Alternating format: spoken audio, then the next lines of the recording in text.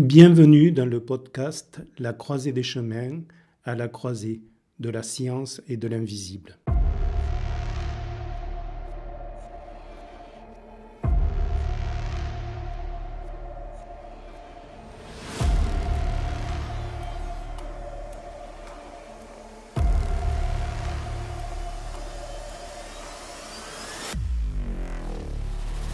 Je m'appelle Franck Jean-Pierre Marty.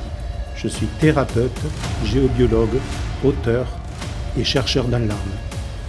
Je vais, à travers ces podcasts, vous expliquer les liens que j'ai pu tisser entre la science et l'invisible. Dans cet épisode, je vais vous parler de mon premier voyage hors du corps et de ma définition d'un voyage hors du corps.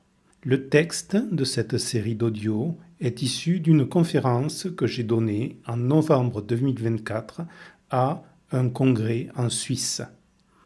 Dans le bonus qui accompagnera cette partie, je donnerai les visuels et des informations complémentaires. Épisode 15, deuxième partie, mes voyages hors du corps. 3 ans s'écoulent et toujours pas de voyage hors du corps à inscrire à mon actif. Nous sommes en 2019. Je retrouve Stéphane et Catherine pour une semaine de vacances dans les Pyrénées béarnaises. Avec Stéphane, les vacances sont studieuses. Le devoir de vacances, c'est de faire un maximum de mesures pour tester la nouvelle grille ressenti-lieu. On se retrouve donc devant le tumulus de l'Escoute, proche d'Oloron-Sainte-Marie, muni d'une couverture et de l'ordinateur pour faire les mesures. La couverture, c'est pour se coucher à la place du mort. La première qui se colle à l'expérience, c'est Catherine, puis Stéphane et enfin moi. Je me couche à la place du mort, je ferme les yeux, mon corps devient de plus en plus lourd et paf, le mental d'un coup passe sur off. Je suis aspiré dans un tunnel, puis une lumière intense et un visage d'une femme guerrière qui me regarde droit dans les yeux. Je prends le temps de me réveiller, ou plutôt de revenir dans mon corps. Je rejoins Stéphane et Catherine et raconte mon expérience. Nous avons eu, tous les trois, une vision d'une femme guerrière. La grille, ressenti-lieu, confirme la présence de la vibration d'un féminin guerrier sur le plan spirituel. Et nous en déduisons que c'est probablement la tombe d'une guerrière. Cette première expérience fut le point de départ de ma quête des voyages hors du corps, qui dura plus de 2 ans.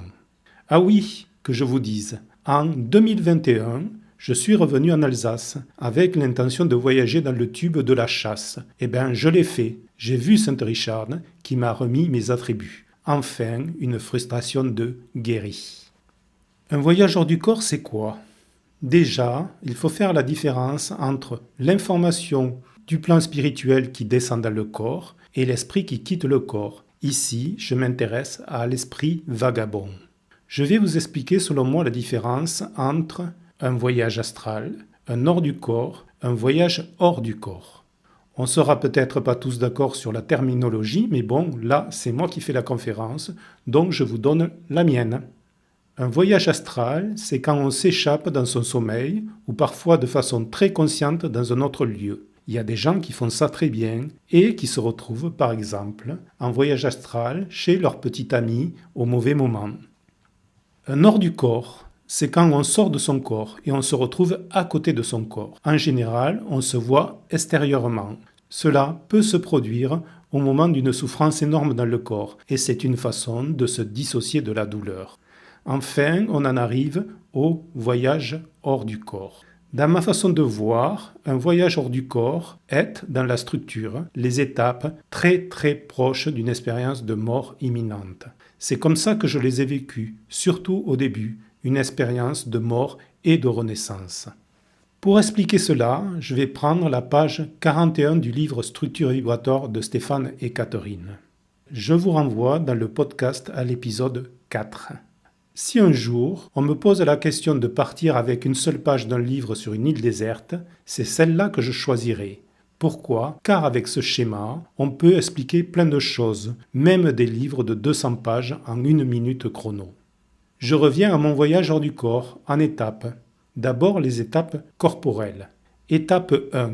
Rassurer et endormir le corps. Étape 2. Le corps doit être très stable pour que le mental soit rassuré et accepte de perdre le contrôle et de lâcher l'esprit. Le rôle du mental est de maintenir l'esprit dans le corps. Sinon, vous savez quoi? Le mental a peur, il ne veut pas lâcher l'esprit et, la tête vibre comme un avion qui passe le mur du son. Et paf, là, on a le fameux commentaire de Stéphane et Catherine, 800 Hz. Si ces étapes sont OK, le voyage peut commencer. Étape 3. L'esprit sort par la fontanelle et commence une ascension verticale dans le tableau de la page 41. D'où la sensation souvent de flotter et de monter. Une constante. Le voyage commence toujours par le passage dans le tunnel avec la lumière au bout du tunnel. Avec une certaine habitude, on passe très vite cette étape. Pourquoi le tunnel et la lumière? Car c'est juste la première fréquence, c'est la sortie de la fontanelle, juste à 845 Hz dans le tableau. Voilà que je me mets à parler comme Stéphane et Catherine. Si votre mental a lâché et que votre esprit a peur de la lumière et reste accroché à la paroi du tunnel en se disant « non, je ne veux pas y aller », on dira 845 Hz.